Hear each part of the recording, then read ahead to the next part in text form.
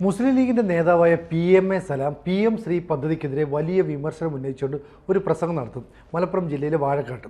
ഈ പ്രസംഗത്തിൽ കേരള മുഖ്യമന്ത്രിയായ പിണറായി വിജയൻ ആണും പെണ്ണും കെട്ടവനാണെന്നുള്ള ഒരു അഭിപ്രായമാണ് രേഖപ്പെടുത്തിയത്. മാസ്റ്റർ ശ്രദ്ധയിൽപ്പെട്ടിരുന്നത്? ഞാൻ കണ്ടിരുന്നു. അത് ഒന്നാമത്തെ കാര്യം, അത് കാലവിരുദ്ധമാണ്. രണ്ട് മനുഷ്യവിരുദ്ധമാണ് ഒന്നാമത്തെ കാര്യം. രണ്ട്, ഈ PMA സലാം ഉണ്ടാക്കിയ തലവേദനയാണ് സമീപകാലത്ത് മുസ്ലിം ലീഗിന് ഉണ്ടാക്കിയിരിക്കുന്ന ഏറ്റവും വലിയ ദുഷ്പേര്. PMA സലാം മുസ്ലിം ലീഗിന് തീവ്രവാദം പോരാ എന്ന് പറഞ്ഞുകൊണ്ട് രംഗത്ത് വന്ന ഓർമ്മയില്ലേ? അതെ. ഇബ്രാഹിം സുലൈമാൻ സേട്ട് INL എന്ന സംഘടന ഉണ്ടാക്കിയപ്പോൾ INL-ലേക്ക് പോയ ആളാണ്. എന്നിട്ട് INL-ന്റെ MLA ആയി കോഴിക്കോട് നിന്ന് ജയിച്ച ആളാണ്. ഇപ്പോൾ അദ്ദേഹത്തിന് തീവ്രവാദം മതിയും തോന്നിയപ്പോൾ ലീഗിലേക്ക് തിരിച്ചു വന്നയാളാണ്. എന്നിട്ട് തിരൂരങ്ങാടി സീറ്റ് മുസ്ലിം ലീഗിന്റെ പരമ്പരാഗത സീറ്റാണല്ലോ തിരൂരങ്ങാടിയിൽ. അവിടെ PK അബ്ദുൾ റബ്ബ്, നമ്മുടെ മുൻ വിദ്യാഭ്യാസ മന്ത്രി PK അബ്ദുൾ റബ്ബാണ് മത്സരിക്കേണ്ടിയിരുന്നത്. അപ്പോൾ അബ്ദുൾ റബ്ബിനെ മാറ്റുമെന്ന് തോന്നിയപ്പോൾ ആ സീറ്റിന് വേണ്ടി PMA സലാം പഴയ സ്വന്തക്കാരെയൊക്കെ കൂട്ടിയിട്ട് കളി തുടങ്ങി. അപ്പോഴാണ് മുസ്ലിം ലീഗ് ഒരു തീരുമാനം എടുത്തത്. PMA സലാമിൻ്റെ കൂടി മണ്ഡലമാണ് തിരൂരങ്ങാടി. മുസ്ലിം ലീഗ് ഒരു തീരുമാനം എടുത്തു. ആ തെരഞ്ഞെടുപ്പിൽ, ഈ കഴിഞ്ഞ തെരഞ്ഞെടുപ്പിൽ 2016-ലെ തെരഞ്ഞെടുപ്പിൽ, 21-ലെ തെരഞ്ഞെടുപ്പിൽ UDF, കാരണം ഒരു LDF വന്നാൽ പിന്നെ UDF വരുന്നുള്ള കണക്ക്. അപ്പോൾ UDF വീണ്ടും അധികാരത്തിൽ വരുന്നായിരുന്നു അവരെ കണക്ക്. UDF അധികാരത്തിൽ വന്നാൽ ജീവിതത്തിൽ അവരുടെ ഒരു വലിയ നേതാവിനെ മന്ത്രിയാക്കാൻ അവർക്ക് കഴിഞ്ഞിട്ടില്ല. അത് KPA മജീദാണ്. മാത്രമല്ല, അയാൾ പാർട്ടിക്ക് വേണ്ടി അപമാനകരമായ തോൽവിയൊക്കെ ഏറ്റുവാങ്ങിയ ആളാണ്. ഓർമ്മയില്ലേ? ലോക്സഭയിലേക്ക് TK ഹംസയോട് തോറ്റു. ചരിത്രത്തിൽ ആദ്യമായി മുസ്ലിം ലീഗ് മലപ്പുറത്ത് തോറ്റത് TK ഹംസയോടാണ്. തോറ്റത് അന്ന് KPA മജീദാണ്. ദീർഘകാല MLA ആയിരുന്നെങ്കിലും ഒരിക്കലും അദ്ദേഹത്തെ, യുവ നേതാവൊക്കെ ആയിരുന്നു, യൂത്ത് ലീഗിൻ്റെ പഴയ നേതാവാണ്, ദീർഘകാല MLA ആയിരുന്നു. എന്നിട്ടും അദ്ദേഹത്തെ ഒന്നും മന്ത്രിയാക്കാൻ കഴിഞ്ഞിട്ടില്ല. അപ്പോൾ ആ കടം വീട്ടാൻ വേണ്ടി ഒരു തവണ കൂടി അദ്ദേഹത്തെ മത്സരിപ്പിച്ചിട്ട് മന്ത്രിയാക്കണമെന്ന് ലീഗ് തീരുമാനിച്ചു. അപ്പോൾ കഴിഞ്ഞ തവണ KPA മജീദിന് ആ സീറ്റ് കൊടുക്കാൻ തീരുമാനിച്ചു. തിരൂരങ്ങാടി, കാരണം അബ്ദുൾ റബ്ബ് എല്ലാമായി, ദീർഘകാല MLA ആയി, ഒരു തവണ മന്ത്രിയായി, ഇനി മതി എന്ന് പറഞ്ഞ് KPA മജീദിനെ അവിടെ സ്ഥാനാർത്ഥിയായിട്ട് പ്രഖ്യാപിച്ചു. അപ്പോൾ PMA സലാമും കൂട്ടരും കലാപത്തിനിറങ്ങി. ഞങ്ങൾ ഗ്രൂപ്പ് ഉണ്ടാക്കിയിട്ട് പ്രതിഷേധിച്ചുകൊണ്ട്. അപ്പോൾ അന്നൊരു കോംപ്രമൈസ് ഫോർമുല എന്ന നിലയിൽ ലീഗ് എടുത്തൊരു തീരുമാനമാണ്. സത്യത്തിൽ അത്തരം ഈ തെറ്റായ പ്രവണതകൾക്ക് ഏത് പാർട്ടി വഴങ്ങിയാലും വലിയ വില കൊടുക്കേണ്ടി വരും. അപ്പോൾ എന്ത് ചെയ്തു എന്നറിയോ? PMA സലാമിനെ പിടിച്ച്, KPA മജീദ് ജനറൽ സെക്രട്ടറി ആയിരുന്നു, KPA മജീദിനെ MLA ആക്കുമ്പോൾ, പുതിയ MLA ആയി മത്സരിപ്പിക്കുമ്പോൾ പകരം PMA സലാമിനെ ജനറൽ സെക്രട്ടറി ആക്കി. അങ്ങനെയാണ് ഈ PMA സലാം വരുന്നത്. വന്നതൊന്നും നേർവഴിക്കല്ല. മാത്രമല്ല, ലീഗ് വിട്ടുപോയി തിരിച്ചു വന്ന ഒരാളാണ്. ഇതാണ് ഈ PMA സലാം. പക്ഷെ അന്ന് മുതൽ PMA സലാം പറഞ്ഞുകൊണ്ടിരിക്കുന്ന വിവരക്കേടുകൾ മുഴുവനും ലീഗ് വലിയ വില കൊടുക്കേണ്ടി വന്നു. ഒന്നാമത്തെ കാര്യം, ലീഗിനകത്ത് ഈ സുന്നി മുജാഹിദ് ഏതാണ്ട് ഒന്നിച്ചു പോകുന്നൊരു മൂവ്മെൻറ്റാണ്. പണ്ട് തന്നെ അങ്ങനെയാണ്. എണ്ണത്തിൽ കൂടുതൽ സുന്നികളാണെങ്കിലും മുജാഹിദ് നേതാക്കന്മാർ മുസ്ലിം ലീഗിൻ്റെ നേതൃത്വത്തിൽ വലിയ തോതിലുണ്ടായിരുന്നു. പഴയ കാലത്തുണ്ട്.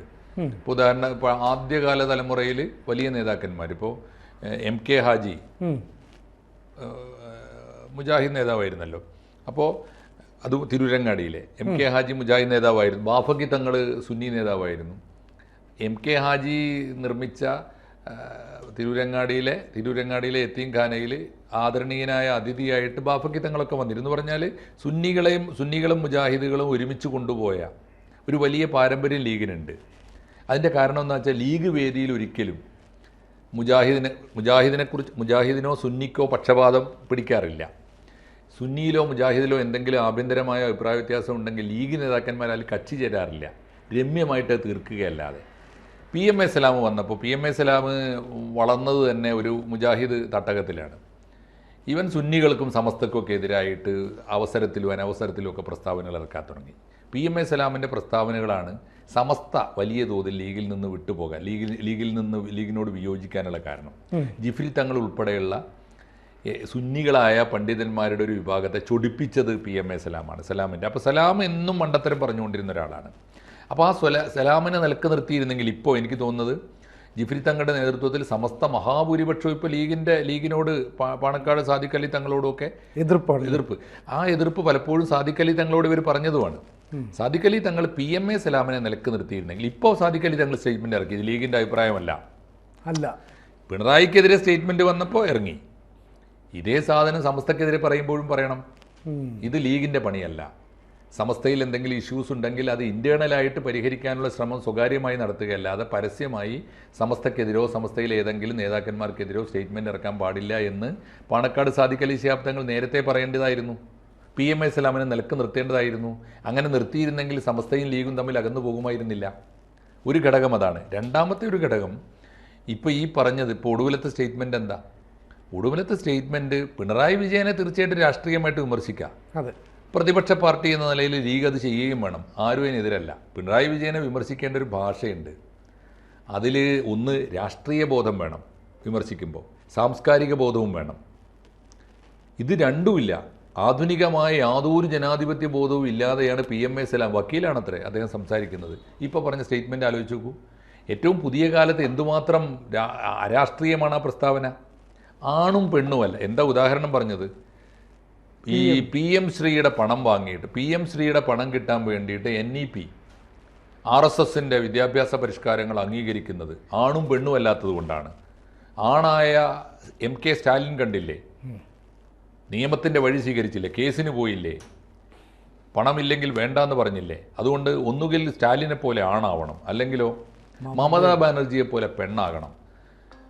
മമതാ ബാനർജിയും എതിർത്തല്ലോ, പക്ഷെ പിണറായി വിജയൻ എതിർത്തില്ല. പിണറായി വിജയൻ പോയി RSSുമായി ധാരണയുണ്ടാക്കി ഒപ്പുവെച്ചു. അതെന്തുകൊണ്ടാണ്? അത് ആണും പെണ്ണും അല്ലാത്ത, അങ്ങനെയല്ലല്ലോ പ്രയോഗം. ആണും പെണ്ണും അല്ലാത്തതെന്ന് പറഞ്ഞാൽ എന്താ? ഇദ്ദേഹം ദൈവത്തിൽ വിശ്വാസിയാണെങ്കിൽ ദൈവത്തിൻ്റെ സൃഷ്ടികൾ തന്നെയാണ്. ആണും പെണ്ണും മാത്രമല്ല, ആണും പെണ്ണും അല്ലാത്ത വേറെയും പലരുണ്ട്. ഇപ്പം ഈ LGBT ഗ്രൂപ്പ് ഉണ്ടല്ലോ, ഇതൊന്നും ഇദ്ദേഹത്തിന് അറിയാമോ എന്ന് എനിക്കറിയില്ല. ഏത് ലോകത്താണ് അദ്ദേഹം ജീവിക്കുന്നത് എനിക്ക് അറിഞ്ഞൂടാ. അദ്ദേഹം ജീവിക്കുന്ന മലപ്പുറത്താണ് ഞാനും. മലപ്പുറത്ത് എത്രയോ പേര് ഈ മൂന്നാം ഗ്രൂപ്പിൽ വരുന്നുണ്ട്. നമ്മൾ ഈ പറയുന്ന ട്രാൻസ്ജെൻഡർ ആയ ഗ്രൂപ്പായാലും ഇപ്പോൾ LGBT എന്ന് പറഞ്ഞാൽ അങ്ങനെയാണല്ലോ. അതെ അതെ, ലിംഗം എല്ലാ അർത്ഥത്തിലും ഉണ്ടല്ലോ.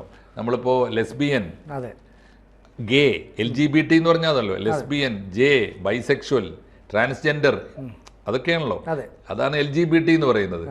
ഈ ക്വീർ ഗ്രൂപ്പ് എന്ന് പറയില്ലേ, ഇതിനെക്കുറിച്ചൊക്കെ വല്ല ബോധവും ഈ വക്കീലിനുണ്ടോ എന്ന് എനിക്കറിയില്ല. ഇനിയിപ്പോൾ ഒരു കേസില്ലാ വക്കീൽ എന്ന നിലയിൽ അദ്ദേഹത്തിന് ബോധമില്ലെങ്കിൽ പോലും മുസ്ലിം ലീഗിനെ പോലെ ആധുനിക ജനാധിപത്യത്തിൽ വിശ്വാസമുള്ള, എല്ലാ കാലത്തും ഞങ്ങൾ കോൺസ്റ്റിറ്റ്യൂഷനിലാണ്, ഞങ്ങൾ വർഗീയതയുടെ ആളുകളല്ല, ഞങ്ങൾ ഭരണഘടന ഉയർത്തിപ്പിടിക്കുന്ന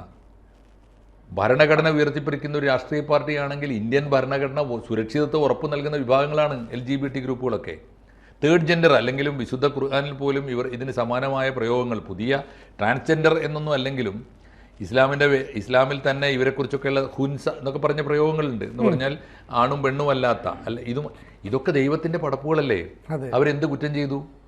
ആണും പെണ്ണും അല്ലാത്തതെന്ന് ഒരാളെ ആക്ഷേപിക്കാൻ പറ്റിയ പേരാണല്ലോ. എന്നാൽ ഇപ്പോൾ പിണറായി വിജയൻ ഇങ്ങനെ ചില അബദ്ധങ്ങൾ ചെയ്യാറുണ്ട്. പിണറായി വിജയൻ പറഞ്ഞില്ലേ, ഈ കുള്ളനെ കണ്ടാൽ എന്താണ്, നജീബ് കാന്തപുരത്തെ പറ്റി പറഞ്ഞില്ലേ, നജീബ് കാന്തപുരത്തെ പറ്റി പറഞ്ഞത് പിണറായി വിജയൻ പറഞ്ഞത് സമ്പൂർണ്ണമായും തെറ്റാണ്, അരാഷ്ട്രീയമാണ്, അപ്പൊളിറ്റിക്കലാണ്, ജനാധിപത്യ വിരുദ്ധമാണ്, മനുഷ്യവിരുദ്ധമാണ് നമ്മൾ അപലപിക്കുന്നുണ്ട്. അത് അപലപിക്കണമെങ്കിൽ അതേ നിലവാരം ഇയാളും പെരുമാറിയാലോ. ലീഗിന് വലിയ ബാധ്യതയായി മാറുന്ന രീതിയിലല്ലേ PMA ഇസ്ലാം വലിയ ബാധ്യതയാണ്. മുസ്ലിം ലീഗ് PMA ഇസ്ലാമിനെ നിലക്ക് നിർത്തിയിട്ട് പറ്റുമെങ്കിൽ കണ്ടം ചെയ്തിട്ട് വീട്ടിലിരുത്തിയാൽ മുസ്ലിം ലീഗിന് ഇപ്പോൾ ഉള്ള ഒരുപാട് പ്രശ്നങ്ങൾ തീർക്കാൻ പറ്റും. പക്ഷേ PMA ഇസ്ലാമിന്റെ ലക്ഷ്യം വീണ്ടും ഇതേ തിരൂരങ്ങാടി തന്നെ ആയിരിക്കില്ല. അതുകൊണ്ട് ഞാൻ സജീവമായി നിലനിൽക്കുന്നു എന്ന് ബോധ്യപ്പെടുത്താൻ വേണ്ടി ഈ തീവ്ര മുസ്ലിം സ്വീകരിക്കാൻ സത്യമാണ്, തീവ്രമായ നിലപാടെടുക്കുകയാണ്. മുസ്ലിം ലീഗ് പോലും പറയാൻ മടിക്കുന്ന ഭാഷയിൽ പിണറായി വിജയൻ ആരാവട്ടെ, കേരളം തെരഞ്ഞെടുത്ത കേരളത്തിന്റെ മുഖ്യമന്ത്രിയല്ലേ, ആ മുഖ്യമന്ത്രിയെ കുറിച്ച് പൊളിറ്റിക്കൽ സ്റ്റേറ്റ്മെന്റ് നടത്തുമ്പോൾ അത് പൊളിറ്റിക്കൽ ആവണം. പിണറായി വിജയൻ കാണിക്കുന്ന അബദ്ധങ്ങൾ അതേപടി ആവർത്തിക്കേണ്ടതുണ്ടോ ഇയാൾ? അത് പ്രധാനപ്പെട്ട ചോദ്യമല്ല. അതും ഇനിയിപ്പോൾ പിണറായി വിജയൻ അതാവാന്നേ. MN വിജയൻ മാഷ് പറഞ്ഞത് ഈ ഭൗതികവാദി ദുഷിച്ചു പോയാൽ എന്താകും എന്നതിൻ്റെ ഉദാഹരണമാണ് പിണറായി വിജയൻ. എന്താ കാരണം എന്ന് വെച്ചാൽ ഇവർ ആത്മീയവാദികളല്ല, പടച്ചോനെ ഇവർക്ക് പേടിയില്ല, പടപ്പുകളെയാണ് ആകെ പേടിക്കേണ്ടത്. പടപ്പുകളെ പേടിക്കുക എന്ന് പറഞ്ഞാൽ പാർട്ടിയെ പേടിക്കുക, ജനങ്ങളെ പേടിക്കുക. ജനങ്ങളെയും കൂടി പേടിക്കാതിരുന്നാലോ? അപ്പോൾ പിണറായി വിജയനാവും. പക്ഷേ PMA ഇസ്ലാം അങ്ങനെ ആവാൻ പാടുണ്ടോ? PMA ഇസ്ലാമിന് പ്രാഥമികമായി ദൈവത്തിൽ വിശ്വാസമുള്ള ഒരു പാർട്ടിയുടെ നേതാവാണ്. ഇല്ലേ? അതെ. പുതിയ ജനാധിപത്യ PMA സലാമിൻ്റെ പാർട്ടിയിലെ പുതിയ ചെറുപ്പക്കാർ വലിയ വിദ്യാഭ്യാസമുള്ളവരാണ്. നമ്മൾ കാണുന്നില്ലേ? ആണും പെണ്ണുമായി എല്ലാവരും മലപ്പുറത്ത് ഉൾപ്പെടെ മലബാറിൽ ഉൾപ്പെടെ എല്ലാ മേഖലയിലും ഇന്ത്യയിലെ എല്ലാ യൂണിവേഴ്സിറ്റികളിലും ആ കുട്ടികളുണ്ട്. എല്ലാ മേഖലയിലും വലിയ ഡോക്ടറേറ്റുള്ള കുട്ടികൾ, ലോകത്തിലെ യൂണിവേഴ്സിറ്റികളിലൊക്കെ എത്തിയ കുട്ടികളാണ്.